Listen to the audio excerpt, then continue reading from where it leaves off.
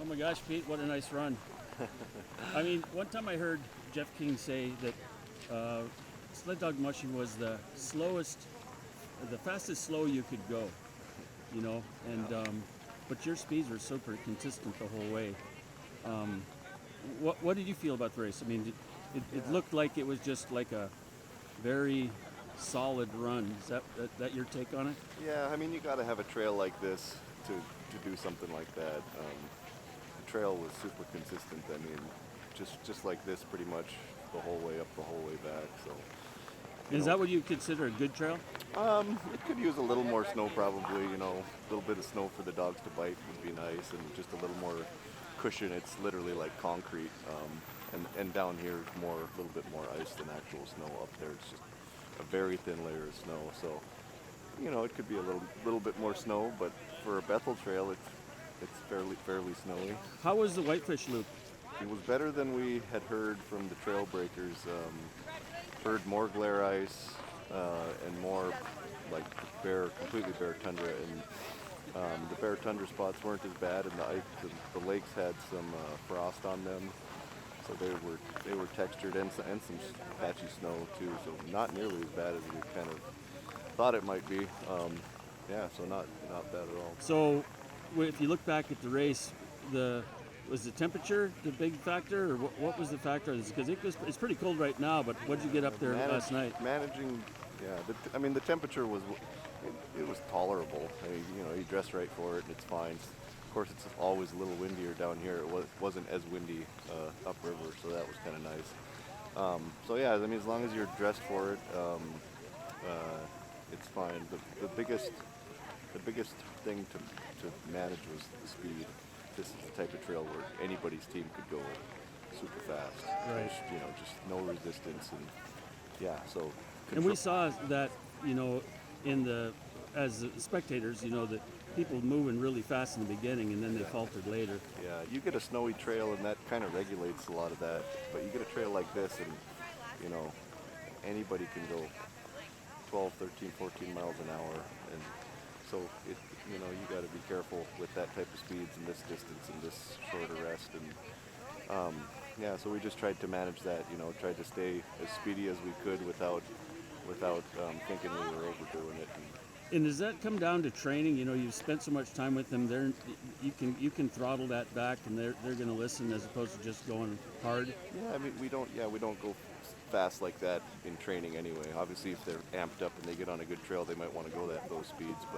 But it's they kind of know the speeds that I want them to go, and we work on that in training.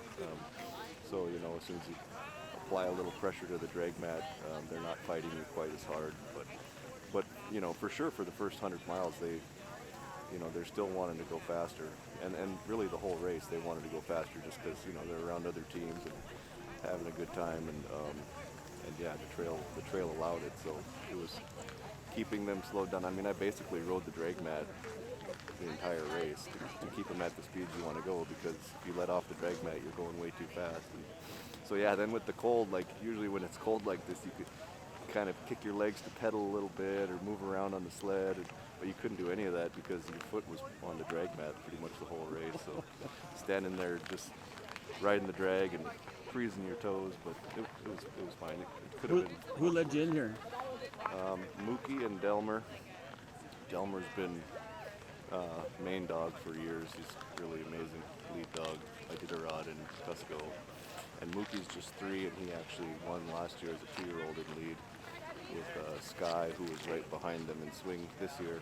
But awesome dogs. And I'm on the 3rd generation of these winning teams now. It started when I first started winning with a dog named Palmer, who was the leader for those first 4 wins in a row. And then the next generation was a bunch of his kids, including Sky, who's won 4. That's his daughter, and now Mookie is his grandson, and he's leading teams to win. So it's kind of cool. It's been a real family affair with the genetics in our dog yard. To see 3 generations now get molded into winners like this is pretty cool. It seems like when I'm talking to you, that's your biggest pride. The wins are of course cool, but to see that progression. Am I saying the right thing? Yeah, and there's just so many aspects to it, trying to put it all together and see the dogs. Like, you kind of get a real good idea of what they're capable of and what their potential is, but it's so hard to put all that together for one weekend and to go out and perform, at the peak that you think they can do for 37 or 38 hours. So when you get to, when you do hit it just right, and you get to get that, it's very rewarding, because you said, okay, I knew these dogs were capable of this, and then they were able to go out and show it, because we put it all together, and it's a lot of puzzle pieces, so it's fun when it comes together. So this is 8. Looking back, and of all of them, how does that make you feel? I don't know, I just like, after you win one, you're not really satisfied with anything less than winning, and so the goal is to win every year, and like I've said, it's a slim margin for error when you're really only satisfied with one spot. But we've tried not to allow ourselves to get art. Hold on. There's one trying to get on top of. Oh yeah, maybe Jen. So, yeah, that's just I just was kind of looking for what your feedback, what you're thinking about this is number 8, and then also the support. You got everybody here. It's really cool. It's the community and everybody's here. As usual. I'm sure there's a few less people as I win more, because people have seen me win a few now. So it might be getting a little boring to see me win, but if we're coming back to race, that's what we're going to try to do. So. All right, congrats, Pete. Thank you. Good job.